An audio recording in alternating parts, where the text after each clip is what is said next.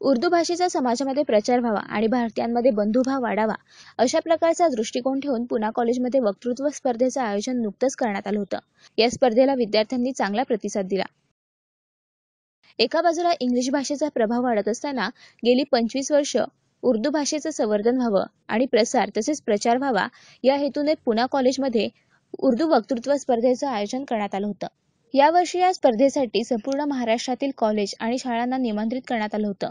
महाराष्ट्राच्या कानाकोपऱ्यातून या स्पर्धेसाठी स्पर्धक आणि त्यांचे संघ सहभागी झाले होते।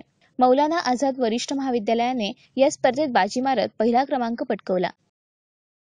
हम बच्चों के अंदर एक भाईचारगी का, देशभक्ति का स्पिरिट पैदा करें और ये जो टॉपिक्स हम जो चुनते हैं वो ऐसे रहते हैं कि जो देश के भलाई के लिए हो, इंडिविजुअल की भलाई के लिए हो और इंसानियत के लिहाज से जो बेहतर हो सकता है वो टॉपिक हम चुनते हैं।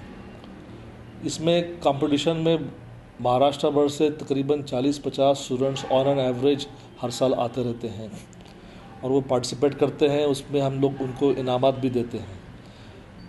इसमें मकसद हमारा ये भी है कि जहाँ एक उर्दू लैंग्वेज को प्रमोट करना है, तरक्की देना है, वहीं उर्दू लैंग्वेज को यूज़ करके उसके थ्रू हम ही चाहते हैं कि बच्चों के अंदर एक ऐसा स्पिरिट पैदा हो कि एक तरफ वो लैंग्वेज भी समझ जाएं, लैंग्वेज की शीरीन को समझ जाएं, दूसरा ये कि उस लैंग्वेज के थ्रू इंसानियत का सबक वो लोगों तक पहुंचाएं और इनडायरेक्टली और डायरेक्टली ये हमारे देश को तरक्की करने में फ़ायदेमंद होने वाला है।